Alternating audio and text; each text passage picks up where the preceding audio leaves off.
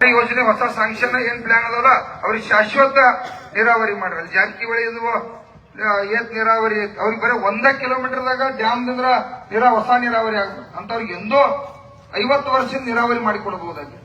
ನಮ್ಮ ಮಿನಿಸ್ಟರ್ ಅವರು ಮಾಡಿಕೊಡ್ಬಹುದಾಗಿತ್ತು. ಇಲ್ಲಿ ಶಾಸಕರ ಕತ್ತಿ ಅವರು ಸುಮಾರು 55 ವರ್ಷ ರಾಜಕಾರಣ ಮಾಡ್ಯಾರ, ಅವರು ನೀರಾವರಿ ಆಗಿಲ್ಲ. ತಾವ ಇಲ್ಲೆಲ್ಲ ಚೀಫ್ ಇಂಜಿನಿಯರ್ ಇದ್ದವ್ರದ್ರಿ, ಬೆಳಗಾವಿ ಮೊದಲು ನೀವು ಚೀಫ್ ಇಂಜಿನಿಯರ್ ಇದ್ರಿ, ಇಲ್ಲಿ ಇದೆಲ್ಲ ಕೂಡ ಒಟ್ಟಾಟ ತಮಗ್ ಗೊತ್ತೈತಿ.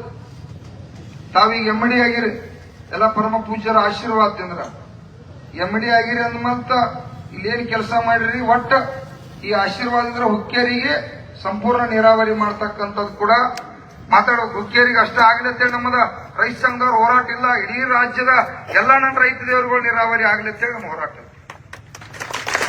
ನಾಳೆ 25 ತಾರೀಕಲ್ಲಿ ಬಸವೇಶ್ವರ ಏತ್ ನೀರಾವರಿ, ಇರ್ಭದ್ರೇಶ್ವರ ಏತ್ ನೀರಾವರಿ, ರಾಮದುರ್ಗ ಸಾಲವಳ್ಳಿ ಒಳಗ ಅಲ್ಲೂ 50,000 ಜನ ಅಲ್ಲೂ ಕೂಡ ಸೇರಾತವ್ರಿ. ಅಲ್ಲೂ ಮಾತ್ರ ನಿಮ್ಮದ ಇರುದ. ಯಾಕಂದ್ರೆ ಅನಿವಾರ್ಯ ಮತ್ ನಾವ್ ಎಲ್ಲಿ ಬರೋದ, ಅಲ್ಲೂ ಅಶೋಕ್ ಪಟೇಲ್ ಸಾಹೇಬ್ರ ಸಿಎಂ ಜೊತೆ ಇರ್ತಾರೋ. 10 ವರ್ಷ ಎಲ್ಲ ಯೋಜನೆ ಮುಗಿದ 90% ಅದರ ಕಂಬಟ್ ಇದನ್ ಕಡಿತಾವ ಪೈಪ್, ಅಲ್ಲೂ ನೀರು. ಎಲ್ಲಾ ಕಡೆ ಮೋಸ ಆಗಿರ್ತದ. ಆಟ ಬಯಲು ಮಾಡಾಕ ಗುರುಗಳ ಇಡೀ ರೈತ ಸಂಘ ನಿಂತದು. ಮತ್ತೆ ಅನಿವಾರ್ಯ ಏನ್ ಮಾಡಕ್ ಬರೋದು, ನಾವು ಎಲ್ಲ ಬಾಳೆ ದೂರ ಇಟ್ಟದು ಆಗ್ಲಿ. ಈಗ ಮಲ್ಲಿಕಾರ್ಜುನ ಏತ್ ನೀರಾವರಿ ಏನಾಗೈತಿ ಮತ್ತೆ ಇವೆಲ್ಲ ನೀರಾವರಿ ಬದಲ ಸವಿಸ್ತಾರವಾಗಿ ದಯವಿಟ್ಟು ಎಮ್ಮಡಿ ಅವರು, ಯಾಕಂದ್ರೆ ಇವ್ರು ನಮಗೆ ಅರ್ಧ ಸ್ವಲ್ಪ ಸುಳ್ಳು ಹೇಳಿದ್ರು, ಎಮ್ಮಡಿ ಅವ್ರಿಗೆ ಕರೆ ಹೇಳಿರ್ತಾರ. ಅದಕ್ಕಾಗಿ ಅವ್ರು ಕ್ಲಿಯರ್ ಆಗಿ ಹೇಳ್ತಾರ, ನೀವ್ಯಾರು ಆಟ ಮಾತಾಡಂಗಿಲ್ಲ, ಒಮ್ಮೆ ಹೇಳೈತೆ ಸುಮ್ಮನೆ ಶಾಂತರಾಗಿ ಕೇಳೋದು ತೋರ್ಸ.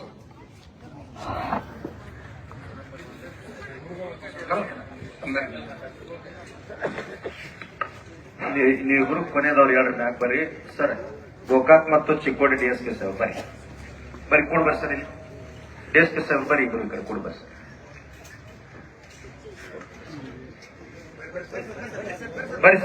ಈ ಕಡೆ ಕೊಡ್ ಬರ್ರಿ.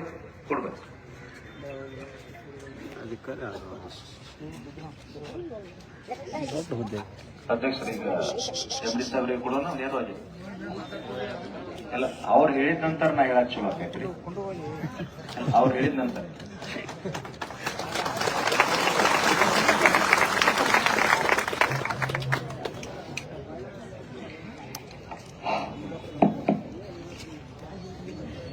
ಎಲ್ರಿಗೂ ನಮಸ್ಕಾರ. ಇವತ್ತಿನ ಏನು ಹುಕ್ಕೇರಿ ಪಟ್ಟಣದಲ್ಲಿ ವಿವಿಧ ಇಲಾಖೆಗಳ ಬೇಡಿಕೆಗಳನ್ನ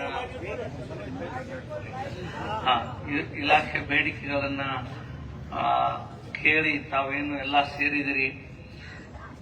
ಇದರ ಒಂದು ಸಾನ್ನಿಧ್ಯ ವಹಿಸಿರುವ ಸ್ವಾಮೀಜಿಯವರ ಪಾದಗಳಿಗೆ ನಮಸ್ಕರಿಸುತ್ತಾ ಹಾಗೂ ಎಲ್ಲ ಮುಖಂಡರಿಗೆ ಹಾಗೂ ಪೊಲೀಸ್ ಇಲಾಖೆಯ ಮುಖ್ಯಸ್ಥರಿಗೆ ಹಾಗೂ ಅಕ್ಕ ತಂಗಿಯರೇ, ಅಣ್ಣ ತಮ್ಮಂದಿರೇ, ನಿಮಗೆಲ್ಲರಿಗೂ ನಮಸ್ಕಾರ.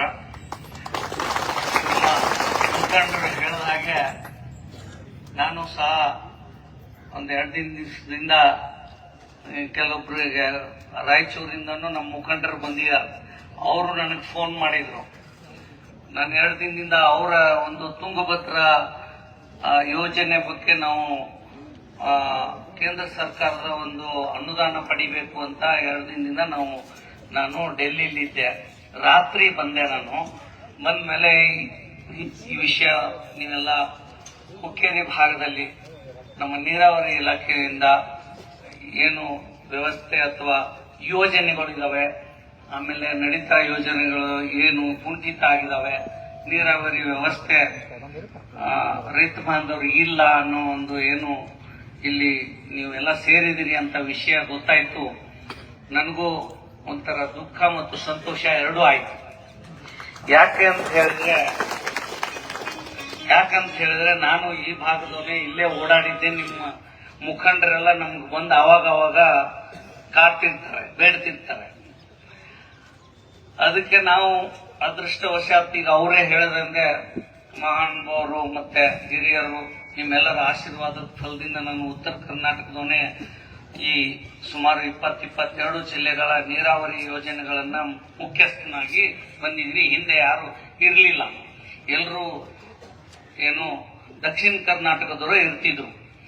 ಈ ಭಾಗದಲ್ಲೇ ನಾನು ಓಡಾಡಿ ಇಲ್ಲೇ ಕೆಲಸ ಮಾಡಿರೋದ್ರಿಂದ ನನಗೆಲ್ಲ ಇಲ್ಲಿ ಗೊತ್ತಿರೋದ್ರಿಂದ ಏನೋ ಸೇವೆ 2 ವರ್ಷದಿಂದ ನಾನು ಮಾಡಬೇಕು ನಮ್ಮ ಉತ್ತರ ಕರ್ನಾಟಕ ಭಾಗದಲ್ಲಿ, ಅದು ಮುಖ್ಯವಾಗಿ ಎಲ್ಲಿ ಅಂದ್ರೆ ಇದು ಈ ಪ್ರದೇಶ ನಮ್ಮ ಕೆಲವೊಂದು ಈ ಕರಗಾಂವ್ ಇರ್ಬೋದು, ನಿಮ್ಮ ಡೋನ್ವಾಡ್ ಇರ್ಬೋದು, ಈ ಕಡೆ ಹುಕ್ಕೇರಿ ಇರ್ಬೋದು, ಅಂದ್ರೆ ಈ ಘಟಪ್ರಭಾ ನದಿಯಿಂದ ಕೃಷ್ಣಾ ನದಿ ಮಧ್ಯದ ಭಾಗ ಏನಿದೆ ಇದೆಲ್ಲ ಸ್ವಲ್ಪ ಎತ್ತರದ ಪ್ರದೇಶ ಇರೋದ್ರಿಂದ ಇಲ್ಲಿ ನೀರನ್ನ ನಾವು ಹರಿಸಕ್ ಸಾಧ್ಯ ಇಲ್ಲ. ಅಂದ್ರೆ ಗ್ರಾವಿಟಿ ಮೂಲಕ ಅಂದ್ರೆ ಸರಾಗವಾಗಿ ನೀರು ಹರಿಸಕ್ ಸಾಧ್ಯ ಇಲ್ಲ. ಯಾಕಂದ್ರೆ ಇದು ಎತ್ತರದ ಪ್ರದೇಶ ಆಗಿರೋದ್ರಿಂದ ಇಲ್ಲಿ ನಾವು ಲಿಫ್ಟ್ ಮಾಡೇ ತಗೊಂಡ್ಬರ್ಬೇಕು. ಅದು ಕಷ್ಟದ ಕೆಲಸ ಇದೆ, ಅದಕ್ಕೂ ಖರ್ಚು ಜಾಸ್ತಿ ಬರುತ್ತೆ, ವಿದ್ಯುತ್ ಖರ್ಚು ಬರುತ್ತೆ. ಇದೆಲ್ಲ ಇರೋದ್ರಿಂದ ನನಗೆ ಅವರು ಕೆಲವೊಂದು ಪ್ರಾರಂಭ ಆಗಿ ನಿಂತೋಗಿರೋವು ಹೇಳಿದ್ರು. ರಾಯಬಾಗ್ ಎತ್ ನೀರಾವರಿ ಹೇಳಿದ್ರು, ಅದನ್ನ ನಾವು ಮುಗಿಸಿದ್ವಿ. ಮೊನ್ನೆ 2 ಹತ್ರ ಒಂದು ಬ್ರಿಡ್ಜ್ ಇತ್ತು, ಅದನ್ನು ಮುಗಿಸಿದ್ವಿ ಸುಮಾರು ವರ್ಷದಿಂದ. ಇದೇ ತರ ನಿಮ್ಮ ಭಾಗದಲ್ಲೂ ಸುಮಾರು ನನಗೆ ಪಟ್ಟಿ ಸಿಕ್ಕಿದೆ. ಇದು ಒಂದು ಈ ಎಲ್ಲ ಕೆಲಸಗಳು ಆಗ್ಲಿಲ್ಲಲ್ಲ ಇಷ್ಟು ವರ್ಷದಿಂದ ಪ್ರಯತ್ನದ ಫಲದಿಂದ ಅನ್ನೋದೊಂದು ದುಃಖ. ನಾ ಹೇಳಿದ್ನಲ್ಲ, ದುಃಖನೂ ಆಯ್ತು ಸಂತೋಷನೂ ಆಯ್ತು ಅಂತ ಹೇಳಿ. ಸಂತೋಷ ಆಯ್ತು ಅಂತ ಯಾಕಂತ ನಾನು ಹೇಳ ಬಯಸ್ತೀನಿ ಅಂತ ಹೇಳಿದ್ರೆ, ನಿಮಗೆಲ್ಲ ಗೊತ್ತಿದ್ದಂಗೆ ನೀರು ಜೀವಜಲ. ನೀರಿಲ್ಲದೆ ನಾವು ಬದುಕಕ್ಕಾಗಲ್ಲ. ಯಾವ ಪಕ್ಷಿ ಪ್ರಾಣಿ ಸಸ್ಯಗಳು ನಾವು ಬೆಳೆಸಕ್ಕಾಗಲ್ಲ. ನೀವೆಲ್ಲ ರೈತ ಬಾಂಧವರು, ನಿಮ್ಗೆ ನನಗಿಂತ ಚೆನ್ನಾಗಿ ಗೊತ್ತಿದೆ. ಈ ನೀರಿನ ಮಹತ್ವನ ನೀವೆಲ್ಲ ಅರ್ಥ ಬಿಟ್ರಲ್ಲ ಅಂತ ಹೇಳಿ ಒಂದು ಸಂತೋಷ ಆಯ್ತು ನನಗೆ. ಯಾಕಂತ ಹೇಳಿದ್ರೆ ನೀವೆಲ್ಲ ಕೇಳಿದಿರಿ, ಓದಿದಿರಿ, ಈ ನಮ್ಮ ಮೀಡಿಯಾ ಬಾಂಧವರಿಗೆಲ್ಲ ಗೊತ್ತಿದೆ, ಅವರೆಲ್ಲ ನಿಮ್ ತಿಳುವಳಿಕೆ ಕೊಡ್ತಾ ಇರ್ತಾರೆ. ನೀರು ಬಹಳ ಕಡಿಮೆ ಇದೆ. ಅದರಲ್ಲಿ ಈ ಭೂಮಂಡಲದಲ್ಲಿ ನಾವು ಕುಡಿಯುವಂತ ಉಪಯೋಗಿಸುವಂತ ಸಸ್ಯಗಳಿಗೆ ಕೊಡುವಂತ ನೀರು ಬಹಳ ಬಹಳ ಕಡಿಮೆ ಇದೆ. ಸೊ ಅದಕ್ಕೇನೆ ಅದು ಕಡಿಮೆ ಪ್ರಮಾಣದಲ್ಲಿ ಸಿಗ್ತಾ ಇರೋದ್ರಿಂದ ಮೇಲ್ಮಟ್ಟದ ಪ್ರಮಾಣದಲ್ಲಿ ಏನು ನದಿ ಹರಿದು ಬರುತ್ತೆ ಅಥವಾ ಕೆರೆ ಇರುತ್ತೆ, ಆ ಮೇಲ್ಮಟ್ಟದ ಪ್ರಮಾಣದಲ್ಲಿ ಇರೋ ಜನ ಹೆಚ್ಚಿನ ಪ್ರಮಾಣದಲ್ಲಿ ನೀರನ್ನು ಉಪಯೋಗಿಸೋದ್ರಿಂದ ಕೆಳಮಟ್ಟದಲ್ಲಿರೋ ಜನಕ್ಕೆ ನೀರು ಸಿಗ್ತಾ ಇಲ್ಲ. ಈಗ ನಿಮ್ಮ ಮುಖಂಡರು ಆಗ್ಲೇ ಹೇಳಿದ್ರು, ನಿಮ್ಮ ಈ ಭಾಗದಲ್ಲಿ ಹುಕ್ಕೇರಿ ಭಾಗದಲ್ಲಿ 5 ನದಿ ಇದಾವೆ, ದೊಡ್ಡ ಡ್ಯಾಮು ಇದೆ, ಇನ್ನೊಂದು ಕಡೆ ಕೃಷ್ಣಾ ನದಿ ಇದೆ, ಈ ಕಡೆ ದೂಧಗಂಗಾ ಇದೆ, ಹಿರಣ್ಯಕೇಶಿ ಇದೆ. ಇವೆಲ್ಲ ಇದ್ರೂ ಸಹಿತ ನಮಗೆ ನೀರಿಲ್ಲ. ಯಾಕೆ ಅಂತ ಹೇಳಿದ್ರೆ ಈ ಅರಿವು ತಮಗೆಲ್ಲ ಮೂಡಿದೆಯಲ್ಲ, ಅದಕ್ಕೆ ನನಗೆ ಸಂತೋಷ ಆಯ್ತು. ಇದು ಬಹಳ ಒಳ್ಳೆಯದು. ಯಾಕೆ ಅಂತ ಹೇಳಿದ್ರೆ ನಾವು ನಮ್ಮ ಮಕ್ಕಳು, ನಮ್ಮ ಮುಂದಿನ ಏನು ಜನಾಂಗ, ಅವ್ರು ಎಲ್ಲರಿಗೂ ನಾವು ನೀರನ್ನ ಉಳಿಸ್ಕೋಬೇಕು, ನಾವು ನೀರನ್ನ ಕಾಪಾಡ್ಕೋಬೇಕು. ಸೊ ನಾವು ಉಪಯೋಗಿಸ್ಕೊಳ್ಬೇಕು, ನಮ್ ಕೆಳಗಡೆಗೂ ನೀರು ಕೊಡಬೇಕು. ಎಲ್ಲ ನಾನೇನೇ ನೀರು ಬಳಸ್ಕೋಬಾರದು ಅನ್ನೋ ಏನು ಈ ಒಂದು ಸಮಾನ ಭಾವನೆ ನಿಮ್ಮಲ್ಲಿ ಮೂಡ್ತಾ ಇದೆ. ನಿಮ್ಮಲ್ಲಿ ರೈತರಲ್ಲಿ ಇವರೆಲ್ಲ ಮುಖಂಡರು, ಸ್ವಾಮೀಜಿಯವರು ಎಲ್ಲರೂ ಏನು ಮೂಡಿಸ್ತಾ ಇದ್ದಾರೆ. ಇದು ಒಳ್ಳೆಯ ಬೆಳವಣಿಗೆ. ಇದರಿಂದ ಏನಾಗುತ್ತೆ ಅಂತ ಹೇಳಿದ್ರೆ, ನೀವೇ ನೋಡ್ರಿ, ನೀವೆಲ್ಲ ನೀರು ತಗೊಳ್ತಾ ಇದೀರಿ ಇಷ್ಟು ವರ್ಷದಿಂದ, 50-60 ವರ್ಷದಿಂದ, ನಮ್ಗೆ ಯಾಕೆ ಕೊಡ್ತಿಲ್ಲ ಅಂತ ನೀವು ಪ್ರಶ್ನೆ ಅವಾಗ್ಲೇ ಬಂದಿತ್ತು. ಇಲ್ಲ ಅಂದ್ರೆ ನೀವು ನೀರು ಎಲ್ಲ ಕಡೆ ಸ್ವಚ್ಛಂದವಾಗಿ, ಈಗ ಉದಾಹರಣೆಗೆ ನಮ್ಮ ಮಳೆಗಾಲ ನಿಮ್ಗೆ ಗೊತ್ತಿದೆ, ಈಗ 3-4 ವರ್ಷದಿಂದ ನಮ್ಮ ಮಳೆಗಾಲ ಸರಿಯಾಗಿ ಬರ್ತಾ ಐತೆ. ಈಗ ಸ್ವಲ್ಪ ಇನ್ನು ನೆಕ್ಸ್ಟ್ ಬರುತ್ತೋ ಇಲ್ಲೋ ಗೊತ್ತಿಲ್ಲ. ಆದ್ರಿಂದ ಎಲ್ಲ ಕಡೆ ನೀರು ನಮಗ್ ಸಿಕ್ತಿತ್ತು ಹೆಚ್ಚಿನ ಪ್ರಮಾಣದಲ್ಲಿ. ಈಗ ಬರಗಾಲ ಬಂದ್ರೆ ನಾವು ನೋಡಿದೀವಿ, ನಾವು ಇಲ್ಲಿಂದಾನೇ ಓಡಾಡ್ತಿದ್ವಿ. ಇಲ್ಲೆಲ್ಲ ಹಿಡ್ಕಲ್ ಏನು ಇದು ನಮ್ಮ ಹಿಡ್ಕಲ್ ಡ್ಯಾಮ್ ಇಂದ ಮೇಲ್ಗಡೆ ಏನು ಕೃಷ್ಣಾ ನದಿ ಭಾಗ, ಈ ಹುಕ್ಕೇರಿ ಇದೆಲ್ಲ ಇದೆ, ಇಲ್ಲೆಲ್ಲ ಕುಡಿಯೋ ನೀರಿಗೂ ತ್ರಾಸ ಇರ್ತಿತ್ತು. ಎಷ್ಟೋ ಸಾರಿ ಟ್ಯಾಂಕರ್ ಮೂಲಕ ಸುಮಾರು ಹಳ್ಳಿಗಳಿಗೆ ಕುಡಿಯೋ ನೀರು ಒದಗಿಸ್ತಾರೆ. ಇನ್ನ ನಿಮ್ಮ ವ್ಯವಸಾಯಕ್ಕೆ ಇಲ್ಲಿಂದ ಸಿಗ್ಬೇಕು ನೀರು. ಸೊ ಅದಕ್ಕೆ ಈ ಪ್ರಯತ್ನ ನಮ್ಮ ಇಲಾಖೆ ಜಲಸಂಪನ್ಮೂಲ ಇಲಾಖೆ ಮಾಡ್ತಾ ಇದೆ. ನೀವೆಲ್ಲ ಸೇರಿ ಈಗ 4 ದಿನದಿಂದ ಮಾಡ್ತಾ ಇರೋ ಕೂಗು ಸರ್ಕಾರದ ಮಟ್ಟಕ್ಕೂ ತಲುಪಿದೆ. ಅದೇ ಉದ್ದೇಶಕ್ಕೆ ನಮ್ಮ ಮಾನ್ಯ ಜಲಸಂಪನ್ಮೂಲ ಸಚಿವರು ಹಾಗೂ ಉಪಮುಖ್ಯಮಂತ್ರಿಗಳಾದಂತಹ ಡಿ.ಕೆ. ಶಿವಕುಮಾರ್ ಸಾಹೇಬರು ಮತ್ತೆ ಈ ಜಿಲ್ಲಾ ಉಸ್ತುವಾರಿ ಮಂತ್ರಿಗಳಾದಂತಹ ಜಾರಕಿಹೊಳಿ ಸಾಹೇಬರು ಮತ್ತೆ ನಿಮ್ಮ ಶಾಸಕರು ಎಲ್ಲಾನು ನನಗೂ ಹೇಳ್ಬಿಟ್ಟು ಆಯ್ತು ಇದಕ್ಕೆ ಏನಾದ್ರು ಪರಿಹಾರ ಹುಡುಕ್ಬೇಕು ಅಂತ ಹೇಳಿ ಒತ್ತಾಯ ಮಾಡಿದ್ದಾರೆ. ಸೊ ನಿಮ್ ಮುಖಂಡರು ಸಹ ನನಗೊಂದ್ಸಾರಿ ಬಂದು ಹೇಳಿದ್ದಾರೆ. ಸೊ ಇದರ ಫಲವಾಗಿ ಏನು ನಾವು ನಮ್ಮ ಇಲಾಖೆಯಿಂದ ಜಲಸಂಪನ್ಮೂಲ ನೀರಾವರಿ ಇಲಾಖೆಯಿಂದ ಏನು ನಾವು ಪ್ರಯತ್ನ ಮಾಡಿದೀವಿ ಅಂತ ನಾನು ನಿಮ್ಗೆ ಹೇಳಬಲ್ಲೆ.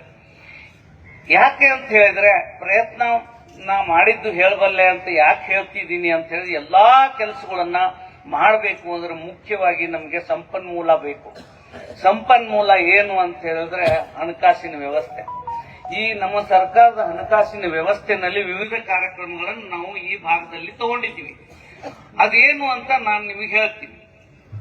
ಮೊದಲನೇದಾಗಿ ಹೇಳಿದ್ರು ಮಲ್ಲಿಕಾರ್ಜುನ್ ಏತ ನೀರಾವರಿ ಯೋಜನೆ ಅಂತ ಹೇಳಿ 9,350 ಹೆಕ್ಟರ್ ಕೃಷಿ ಜಮೀನು ನೀರಾವರಿ ಆಗುತ್ತೆ. ಇದರಿಂದ ಇದೊಂದು ಹೊಸ ಯೋಜನೆ.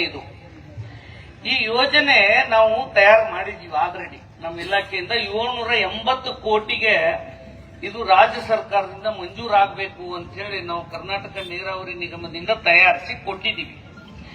ಬಟ್ ಇಲ್ಲಿ ಏನಾಗಿದೆ ಅಂತ ಹೇಳಿದ್ರೆ ಈ ಹಿರಣ್ಯಕೇಶಿ ನದಿಯಿಂದ ಸುಲ್ತಾನ್ಪುರ್ ಬ್ಯಾರೇಜ್ ಇಂದ ನಾವು ಲಿಫ್ಟ್ ಮಾಡಬೇಕಿದು 0.61 TMC ನೀರು ನಮಗೆ ನೀರು ಬೇಕು. ಇದರಿಂದ ಸುಮಾರು ನಿಮಗೆ ಗೊತ್ತಿದ್ದಂಗೆ ಕೇಸಿ, ಬೋರ್ಗಲ್ಲು, ಅಕ್ವಾಟು, ಈ ಹಂದಿಗೂಡು, ಹುಕ್ಕೇರಿ ಸೇರಿ 25 ಗ್ರಾಮಗಳಿಗೆ ಉಪಯೋಗ ಆಗ್ತಿದೆ.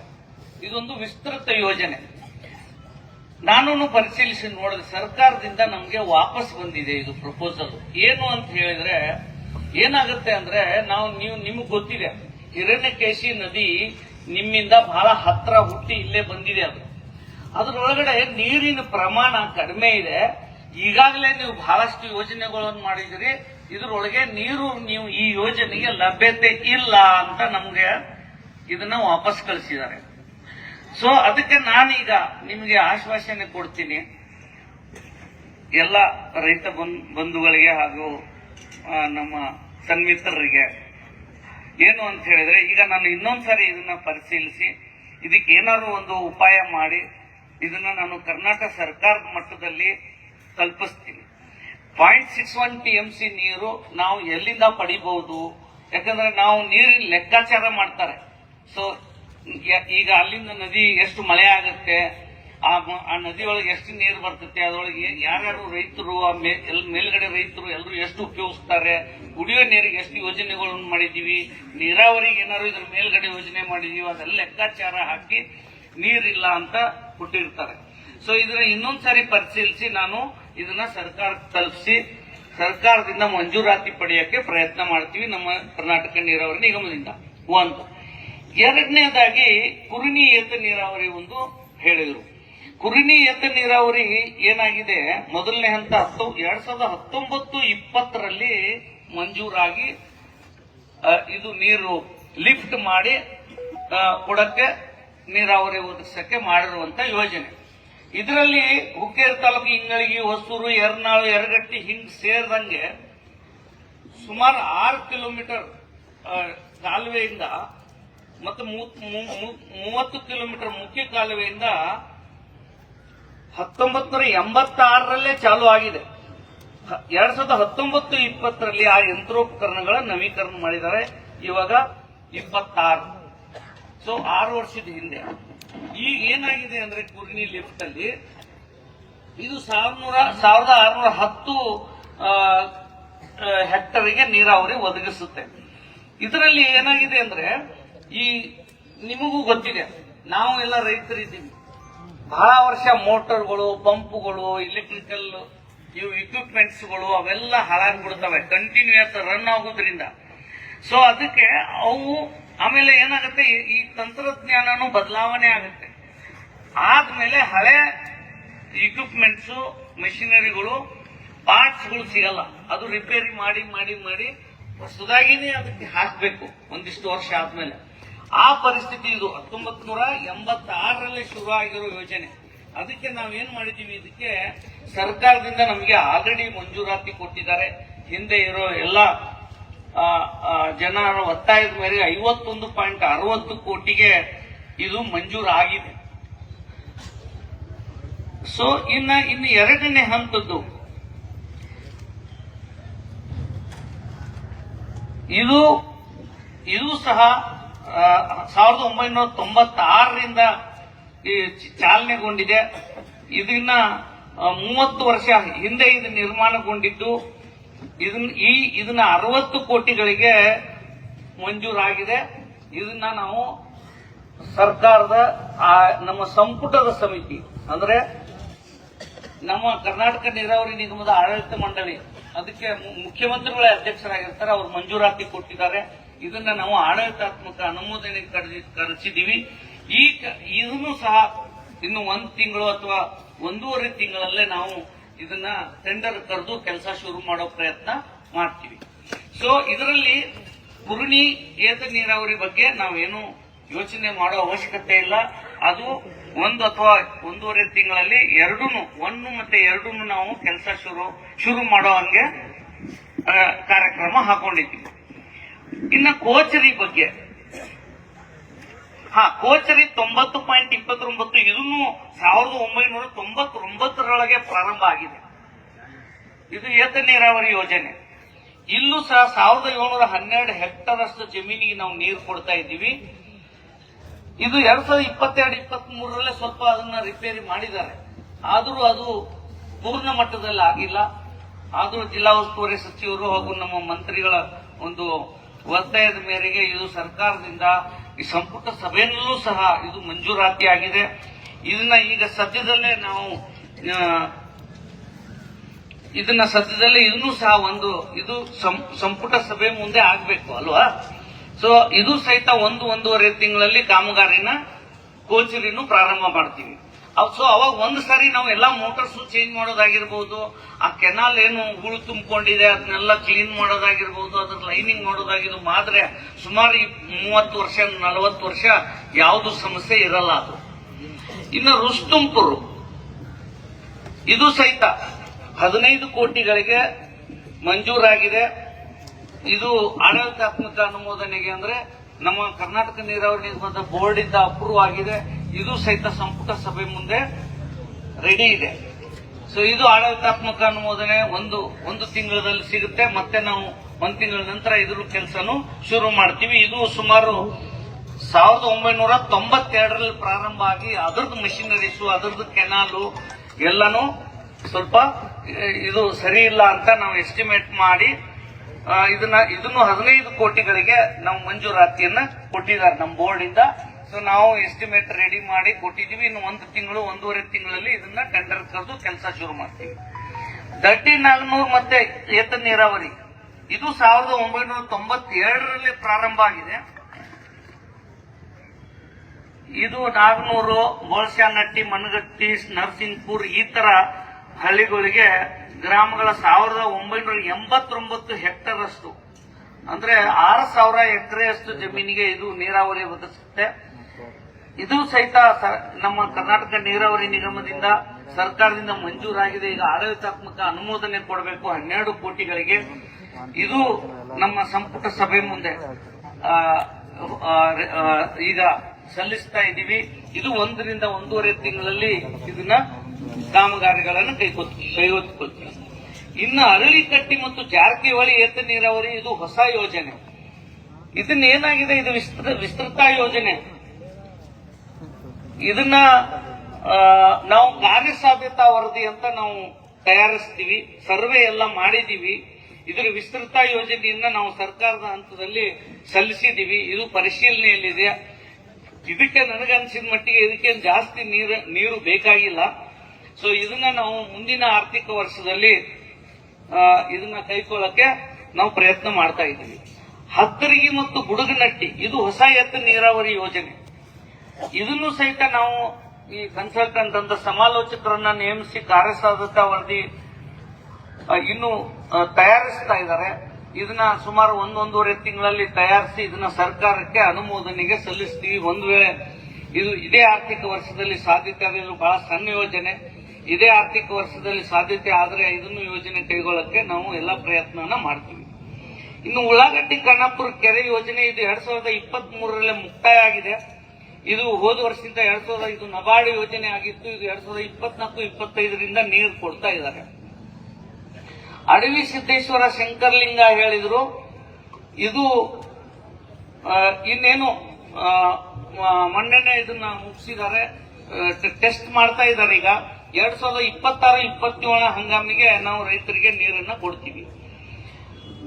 ಆಮೇಲೆ ಈ ಹಿಡಕಲ್ ಡ್ಯಾಮ್ ನಾವು ಹೂಳೆತ್ತುದು ಹೇಳಿದ್ರು. ಇದು ನಾವು ನಮ್ಮಲ್ಲಿ ಒಂದು KRS ಅಂತ ಅಲ್ಲಿ ಮೈಸೂರಲ್ಲಿ ಒಂದು ಇನ್ಸ್ಟಿಟ್ಯೂಟ್ ಇದೆ, ಅವರಿಗೆ ಒಪ್ಪಿಸಿದೀವಿ ಎಷ್ಟು ಹೂಳಿದೆ, ಇದನ್ನ ಹೂಳು ತೆಗಿಬೇಕಾದ್ರೆ ಏನು ಅಂದ್ರೆ ಈಗ ಏನಾಗಿದೆ, ಇಡೀ ಜಗತ್ತಲ್ಲೇ ಇದೊಂದು ದೊಡ್ಡ ಸಮಸ್ಯೆ.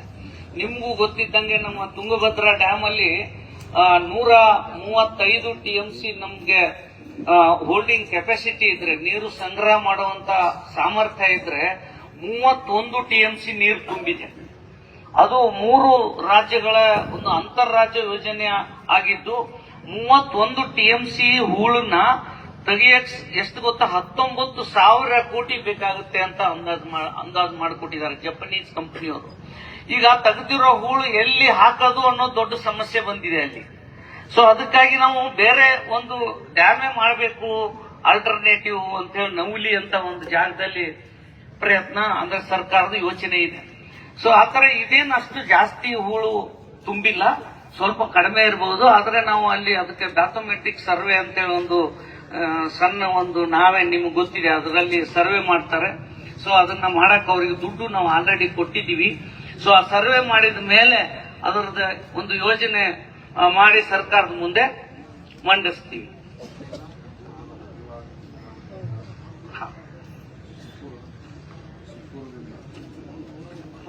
ಐತೆ. ಇನ್ನೊಂದು ಹೇಳಿದ್ರು, ಶಿಪ್ಪೂರ್ದಿಂದ ಹಡಲ್ಗಾವರಿಗೆ 12 ಗ್ರಾಮಗಳಿಗೆ ಹೊಸದಾಗಿ ಎತ್ತ ನೀರಾವರಿ.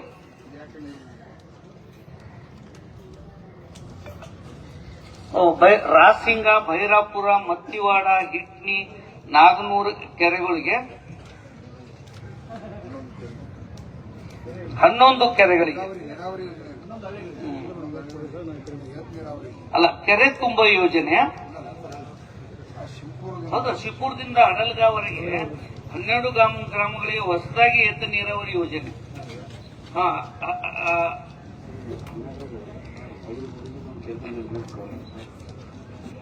ಸೊ ಈಗ 12ರಲ್ಲಿ 5ಕ್ಕೆ ಆಲ್ರೆಡಿ ನಾವು ರಾಸಿಂಗು, ಭೈರಾಪುರ, ಮತ್ತಿವಾಡ, ಹಿಟ್ನಿ, ನಾಗನೂರು ಕೆರೆಗಳನ್ನ ನಾವು ತುಂಬುತ್ತಾ ಇದ್ದೀವಿ. ಸೊ ಇನ್ನು ಉಳಿದಂತೆ ಏನು ಇದನ್ನು ನಾವು ಸಮಾಲೋಚಕರನ್ನ ನೇಮಿಸಿ ವಿಸ್ತೃತವಾದ ಯೋಜನಾ ವರದಿ ಸರ್ಕಾರಕ್ಕೆ ಸಲ್ಲಿಸ್ತೀವಿ.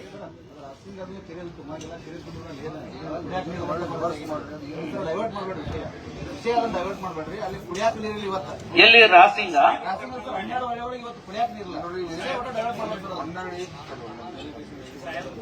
ಹೊನ್ನಳ್ಳಿ, ಕೊಣಕೇರಿ, ಭೈರಾಪುರ, ಶಂಕಿನ ಹೊಸೂರ, ಬುಗ್ಲಟ್ಟೆ, ಆಲೂರ, ಅಡಲ್ಗ, ರಾಸಿಂಗ, ನಾಗನೂರ, ಮತ್ತಿವಾಡ, ಇಟ್ನಿ, ಶಿಪ್ಪುರ ಇವ್ರಿಗೆ ಊರುಗಳಿಗೆ ಕುಡಿಯಾಕ ನೀರಿಲ್ರಿ, ಅವರ ಟ್ಯಾಂಕರ್ ತಂದು ನೀರು ಹಾಕುವಂತ ಪರಿಸ್ಥಿತಿ ಬಂದಿದೆ ಸರ್.